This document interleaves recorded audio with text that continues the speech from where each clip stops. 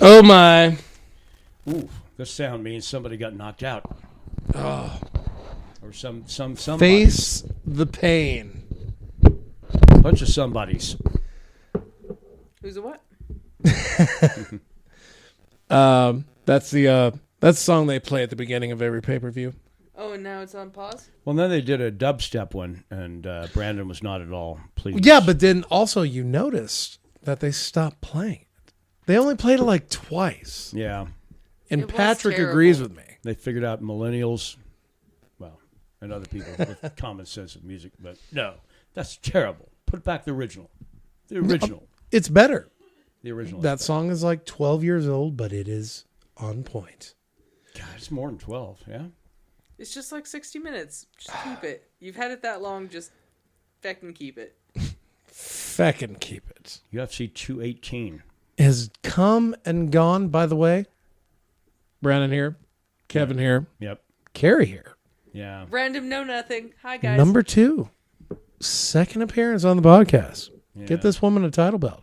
Only I shows, don't- shows up when there's a lot of liquor ball sandwiches, and Hey, I bring my own liquor, thank you very much. there's still liquor ball sandwiches. There's Well, always. I have that at home, and I like being there, too.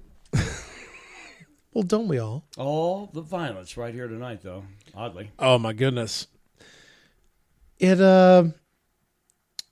the UFC Fight Pass, the 4 fights all were finished. Yeah.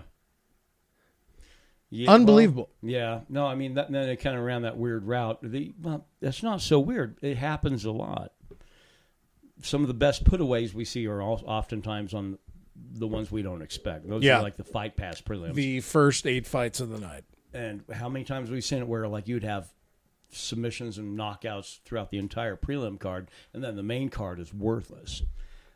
We've seen that a lot. Yeah. Quite a few times. But the Yeah. thing is, now this one being a pay-per-view event, though, you expect them to bring us the best that they have to offer on the main card, and lo and behold, they kind of did. 3 out of 5. 3 out of 5 of them were I think fantastic. they won the series, yeah. Just running down. I'm going to bring this one up just because of your reaction to the fighter. Amanda Cooper, TKOing Angela Mangana out of Puerto Rico. Were those the Well- 2 dreadlock ladies? No, this is like the first one out of the box, I think, Oh, right? I Yeah, wasn't this here was for on that. the Fight Y'all Pass let me know when I prelims. was here for it. The problem is they had John Anik made a really bad joke about it, about how this chick moved to Puerto Rico and that's where she'd been training out of, and thanks to Hurricane Maria, there's not a lot of food there, so the weight cut should have been easier. Oh, that Yeah, This is women's strawweight not we're a- talking about. that's not a very good joke at all.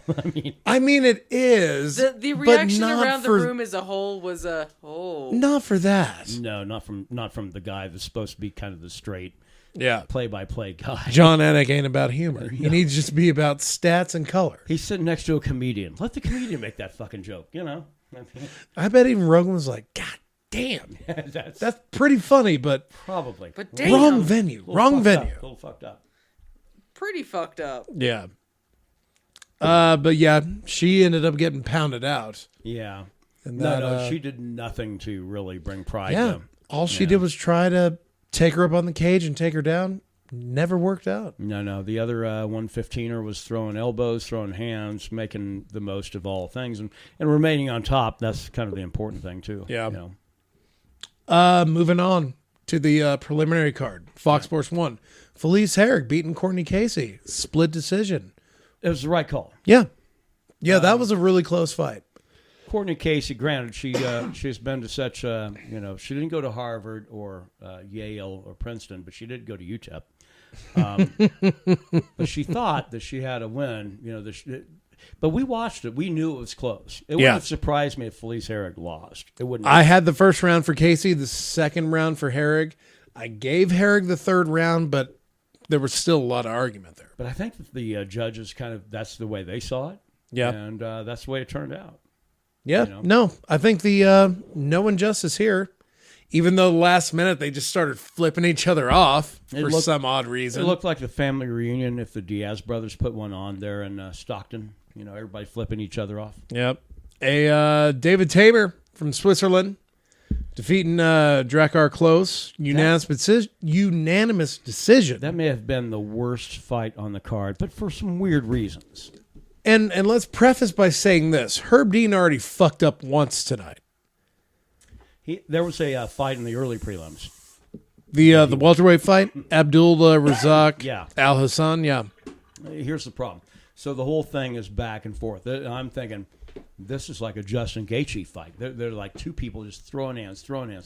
Yeah. Back and forth, and you don't know what's going to happen. The last guy to throw a punch is probably the guy that's going to get the win. Well, Herb Dean steps in because the guy that was on the fence decided to do a level change, dropped down, tried to grab that double leg. Well, Herb Dean jumped in and stopped the fight. Yeah, he ended thought- up wearing... He thought the guy got finished by a punch when the guy was really just dropping down to try to get that level change. So, I don't know. I don't know what the right answer is. The right answer actually is to let that fight go. Let those guys finish it up. Yeah, I didn't get to see the first 3 fights. Yeah, well, I was in that bag, so. But then later, the other problem later, then, you have a couple of fighters going after it, and it's a very close fight. And he tells one fighter, he's like, hey, stop with the back steps. Yeah, David Tamar and Drakkar Close, fight we were just talking about. This guy was dancing around, tagging him, getting some really good work done, playing his game plan, and then Herb Dean calls timeout because this guy's just been dropping his arms and saying, "Oh well, complaining, come at me, bro." This, Drakkar Close that's what he was doing. I really thought Herb Dean was going to talk to Close about it. Yeah. Then he turns to Tamer and tells him to stop backpedaling. Yeah. Unbelievable. I don't know what Herb Dean used to be my favorite officiating person on the crew. Man, that guy has dropped precipitously because he's the new Steve Mazzagatti. A really off night. Yeah. Really off night. And he's had a few. He's had a few. Yeah. In pretty good succession as well. Yancy Medeiros, TKO's Cowboy. That's not Cerrone. The other one, the Brazilian one. That's going to go down as one of the top 5 fights of the year. Only because both those guys, one guy'd get rocked, then the other guy'd get rocked, and then turn right back around, the other guy'd get rocked. I mean, and these guys, I'm telling you, are fucking not there on their feet. If Cowboy had a little more in the tank, this fight would have gone 15 minutes. Well, I agree. Yeah, but the thing is, he was good for 12. Yeah. 12 and a half. He just keeled over, man. Yeah. Just no. Fetal position, crumple legs, just bah. Yeah, Medeiros. I realize he's throwing some pretty good shit, but the thing is, I really think that we saw at the end of Oliveira on that one. He had nothing. Oh, left. yeah. He had nothing left to give. Yeah. A great effort, but He just turtled up and fell. Yancey had to really give up a lot in the chin department in that fight, though, man. Yeah, no, he had to wear he a lot. So much damage. It's almost obscene. That's a fight that kind of takes the toll of 3 fights. Yeah. And moving on to another Oliveira that lost tonight via elbows. Paul Felder. Paul Felder. By the way, we've had some drinks. Yeah. But less than last time. Yeah. More or less. Basically. Probably less than last time, but more or less. The Irish Dagrin. Oh, yeah, the Irish Samurai. Paul Felder. I thought he was a sparkle fairy. They should have been. Maybe peach body oil and sparkle. Peach body oil. Smells amazing. He smells of peaches. Playing a strip club? And Paul, Oliveira was going for the Darce. Yeah. He committed to it for a solid 3 minutes, I think. Round of the first round. I mean, he was trying a variety of things. Flipping, rolling around, but he held that Darce in. Yeah. By the end of the round, Felder gotten out of it and kind of gotten in a good position. Second round, you could tell Oliveira he had given gassed everything out. he had to that. He gassed out on his attempts to find a submission. And for a guy, arm and chest strength. For a guy who is so dangerous, it's submission. He blew his load on one. Yeah. But I honestly believe that he legit passed out for a minute. Oh, yeah. when Felder, he yeah. was just like trying to let him go, and he just was hanging out Yeah. there like Lights were on, "Hey." but nobody was home for a moment. Yeah. Exactly. And even the announcers were like, I don't know why he's not moving. Like, well, because he's not all there right now. If he tried to stand up right now, he would stagger about like a later Well, sometimes not tensing up is the way to go. To be able to kind of advance your... Right. To get a little more yeah, but safety. he was free. Yeah. Like, he had let his arm go, and he was just kind of scissoring I think there him was some just to- oxygen deprivation going to the Oh, brain at the absolutely. moment there, which tells me that Oliveira, if he'd had a little more strength and about another 20 seconds, might have held that in. But. Yeah. He probably would have passed out Top completely. 5. Top 5 fights of the year. Like, Yeah. like I told you when we were watching it, he's really good at acting alive. That was a really good way to put it, too. Because he's twitching enough to make it look like he's still awake, but he's not. Oh, no, he's not. But it is top 5 for the year. Yeah. I mean, because back and forth, you don't have two guys getting rocked like that, and that guy gets rocked, that guy gets rocked, back and forth, back and forth.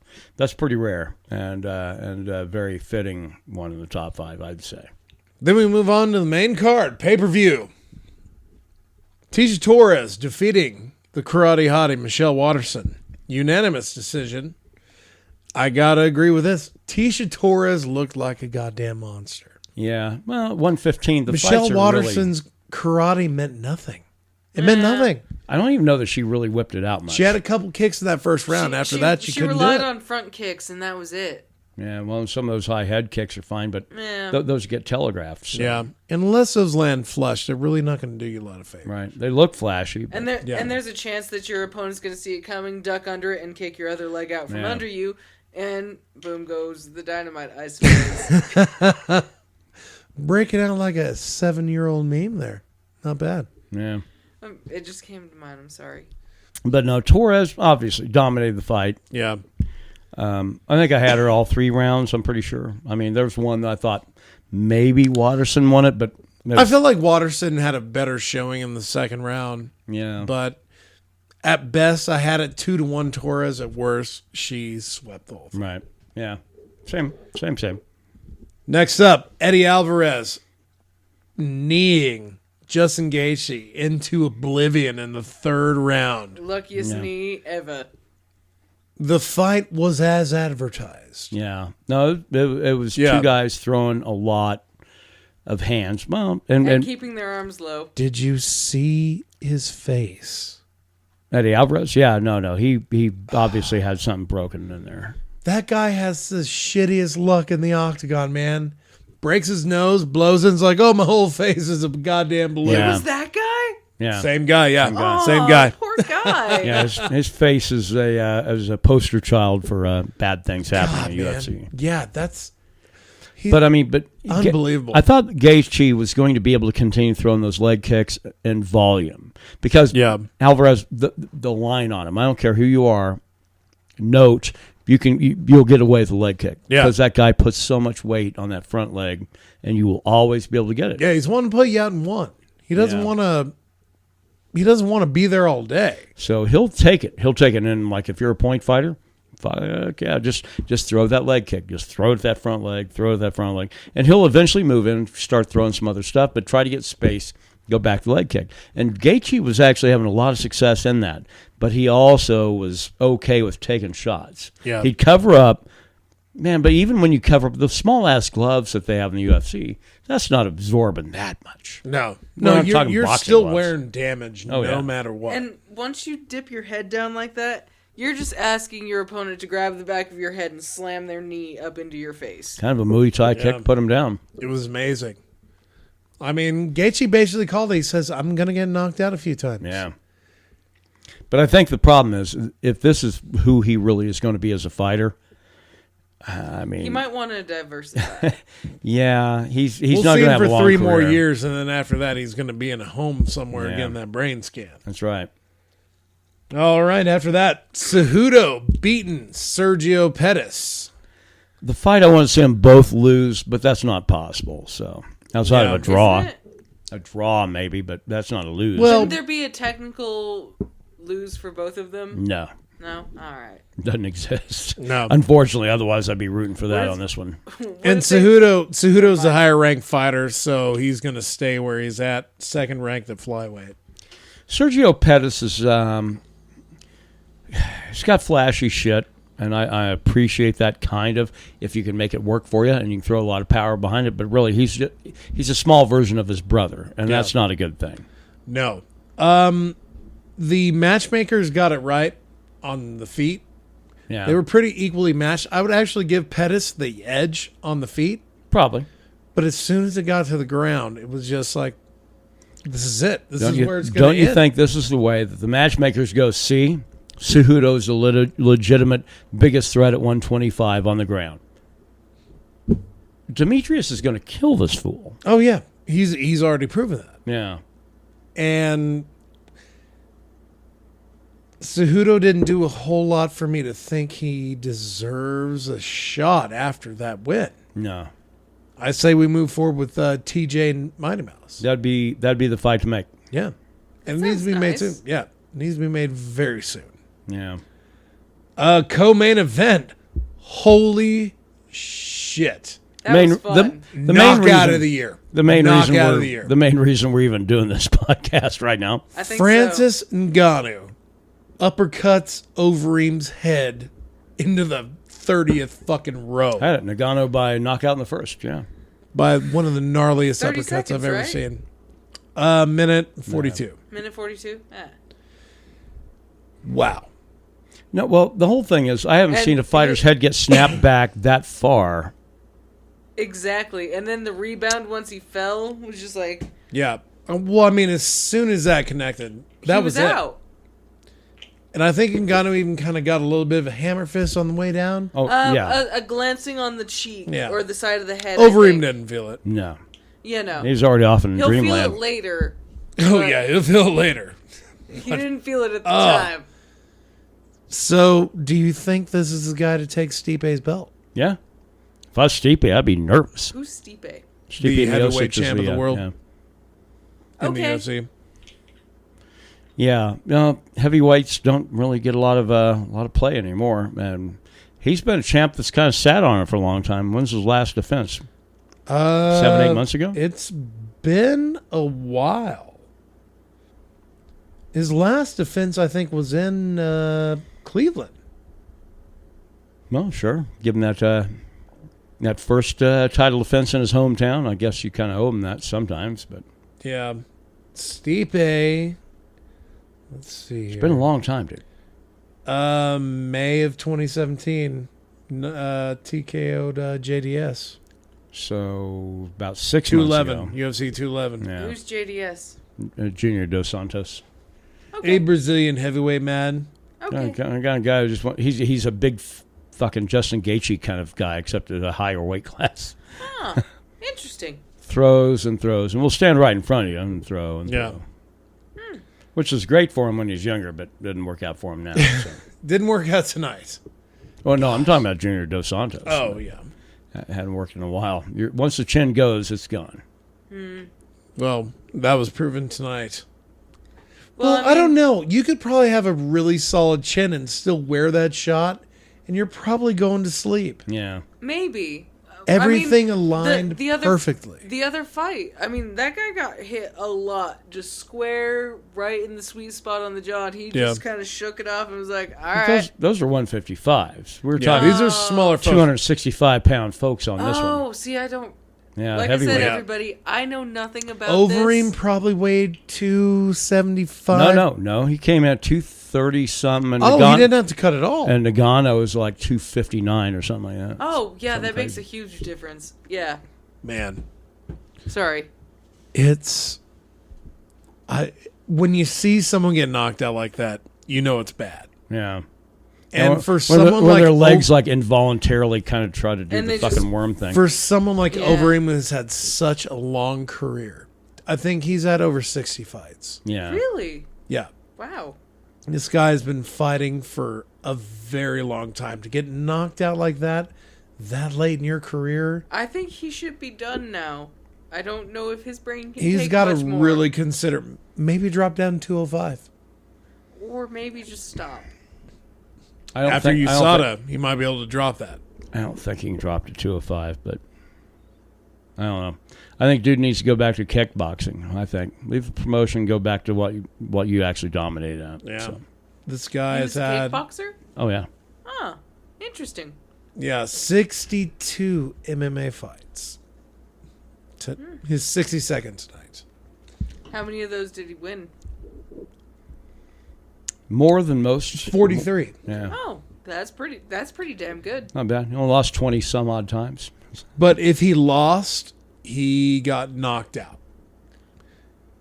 So not choked out, not slept Yeah, out. his chin's kind of a little questionable. So He's lost 5 fights since February 2013, and they've all been either knockouts or technical knockouts. Huh. Which just means that chin is gone. oh yeah. And Well, we all knew it. I mean, yeah. But what he's been doing successfully is to keep away from situations where he can catch one. Yeah. I mean, he can absorb like a jab or even maybe a hook, but he can't take a fucking uppercut. And Not that's what he caught straight tonight. up power shot Very right on the few button. people can. Yeah, It but was the his, perfect When it's situation. right there on the button. his chin is done. I mean, he leaned in, and Ghana was going for that uppercut already. Yeah. Oh, It was yeah. just perfect. It's too much. Our main event. Diddly diddy. Dilly dilly. Max Holloway. Yeah, 25-year-old kid. TKO's Aldo again. Yeah. 3rd round again. Mirror That was- image. Full mount Mirror image. again. Yeah. Is that it? Finishes the. They keep saying the greatest featherweight to ever fight. Well, I don't know. I think he might have got leveled twice now by the guy that will become the greatest featherweight to ever. I think the winner Who's of that? Holloway and Frankie Edgar. Who are they? Well, Holloway's the guy that beat Aldo tonight. Oh, okay. Yeah, saw And him. the Hawaiian fellow. And then Edgar is the guy that always loses to Aldo. And he was supposed to fight Holloway tonight, Yeah. but got injured. Apparently, they said a broken. Well, they said a broken orbital. So Yeah. Oh, Yeah. my. A legit. in training. So Didn't you say something about that with yeah, the 6-month? they need to knock that shit off. They need to knock it off. Stop training that heavily. If you get a broken orbital in training, fucking stop sparring with a guy that's throwing fucking flying knees, because that's the only way you're or a heavy elbow. That's the only way you're going to suffer that shit. And you're not going to wear an injury like that. If you're ready for a blow like that, you're going to be okay. Clearly, you're not expecting to wear a knee right into your fucking eye socket. Yeah, And the only type of person that could take that is somebody who's got a bit of Neanderthal into him. A little bit of Neanderthal into him. Well, he's from Toms River, New Jersey, so that bears out. Yeah. So was Aldo done? He should be. Is but- he done at 145? Can he Well, go here's the- somewhere else? He Well, might be here's- able to bump up 10 pounds. I mean, He's a small motherfucker already. When he was having problems with the weight cut, Dana White had recommended that he'd move Barral to 145 and Aldo to 155. Well, okay, so immediately it was assumed that was racist, which it wasn't. Basically, Barral Why would you think it was racist? Barral couldn't make weight because Brazilians use that. That's their card. Yeah. That's their card. If you do anything that doesn't work for what they want, then it's racist. So, Barral, by making Barral move up to 145, and then he'd been a small guy at featherweight, and then moving Aldo up to 155, he'd have been really tiny at lightweight. That's Which where does not work in 155. No, You got to have a little bit of reach. Barral did move up and fight at 145 for 2 fights, right? Yeah. I I think he two. won one. Well, he lost the first one, and I think might have won the second one. Yeah. But still, in his career is in a big question mark right now, just as Aldo's is right now. Aldo can't move up to 155. He can't. Why not? Because he's too small. He's small at 145. Oh, okay. He'd look like a goddamn midget at 155. Yeah, McGregor's rocking like a 72-inch reach. Yeah. 72-inch reach. And Aldo's rocking like, what, 66? I don't know, but I mean, that's when McGregor beat him at 145. Yeah. McGregor beat him because of the reach, because of that one huge shot. And if Aldo came up to 155, he would be suffering that with basically every fighter he faced. Yeah. So they would all have a. They would all have more reach and more height, power and reach, way more power and weight advantage. But he'd have center of gravity, but that doesn't mean a whole Because lot. Aldo probably walks around 155, 160. He's not a big guy. Yeah, I'm sure that. But he'll be fighting lightweights that walk around 170, 175. Yeah, no, he already looks small in his own weight class right now, and he would look fucking tiny if he moved up. So I think he's going to stay 145. Nobody's making him move up. I think the fact of the matter is the guy just can't. There are a couple of fighters he can't beat, and those are the ones that are the better. They're his betters. Might be time just become a coach, become a kick-ass Brazilian coach. But he's got a fucking. Well, he has that União, following in Brazil, dude. I know, but that camp is the worst goddamn camp on planet Earth. So. He might be able to make it better without being the fighter in it. No fighter that comes out of that camp has looked the same since USADA kicked in. So yeah. So if your camp's willing to give you fucking steroids and shit like that, HGH and everything else, you're gonna look great. Do they really do that? Well, until USADA got brought in. Who's USADA? The United States Drug Anti-Doping Association. Drug testing folk. And as soon as they come in, suddenly that camp doesn't win fights anymore. Weird. And suddenly, majority of the Brazilians are having a really shitty time for about the past 3 years, 2 to 3 years. And not even just that camp. Actually, an entire nation of fighters have been having a problem since then. Huh. Funny how that works. It is interesting. It's yeah. But no, when it comes down to it, the fight, Holloway ended up making it look like basically the mirror image of the first one, finished him, and that's what you do. That's how you win championships. That's how you defend championships. That's how you put people on notice. Yeah. You do it definitively. Then we get Holloway and Edgar. That'll be a great fight. We'll see. Frankie always buckles the pressure when it comes to a championship fight. Except way back in the old goddamn days, the old days. When he was undefeated, man, he was a beast. Oh, Aldo? No, Edgar. Yeah, but no, he... I mean, his first loss, I think, was to Gray Maynard way back in the day. Yeah. He was a monster. He suffered a few. Yeah. And pretty much Gray Maynard, so he's won one, lost one. But every time he fought Jose Aldo, Jose kicked his ass. Yeah. I think that Holloway is a fucking better and more advanced version and a more modern version of Jose Aldo. Frankie Edgar hadn't changed. His game hasn't changed. He's still the same guy. But he still has that killer instinct, which Aldo has clearly lost. He's got a good motor. I don't think he's ever had a killer instinct. He is probably the best challenge at 145 for Holloway. Probably. Right now. But I think unless McGregor cuts down and decides to get that belt back. McGregor's not going to fight again in the UFC. He might, you don't know that. You don't know that. He probably won't. He'll lose his 155 belt, and he'll. Both of you Hey, have no idea what you're talking about right now. Hey. Actually, I guess we do because we read newspapers. I'm a realist, and he's on a yacht somewhere. I don't believe any of you can Spanish read. Sea. See, now Brandon's like, "Oh, this podcast is a bad idea. This podcast is over."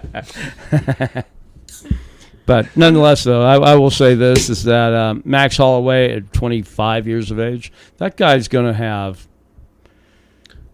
until the next thing comes along that will defeat him, that guy's going to fucking hold it for a very long time. And fucking long may he reign. Yeah, I think so. I mean, in an era where it's really tough to have champions you can really get behind.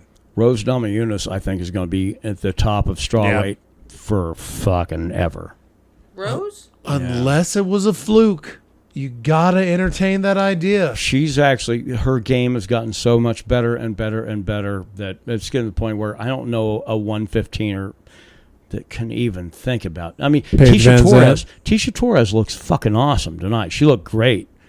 God, if I'm thinking about her fighting Rose, the only thing I'm thinking about is like, oh my God, hope she doesn't get all fucked up to where she starts looking like a hag. I mean, no, because the fact is that Rose destroys people. Yeah. careers, dreams, the whole 9 yards. Yeah, Well, it wasn't a bad night of fights at all, I think. No, I don't know if I'm up for doing a podcast after every one of them, but it was good. It wasn't 217 good, but it was good. No, it was good. I mean, it's nice to be able to react to the fights right after they're done. And that one fight was super awesome. Oh, there were a lot of really good fights. Yeah, but tonight. that one. Yeah, they were all great, but that one. Oh, was which great. one are you talking about? When it kept going back and forth, pound, Yeah. pound. Yeah, she's talking about the Oliveira fight. The old yeah. pound meme.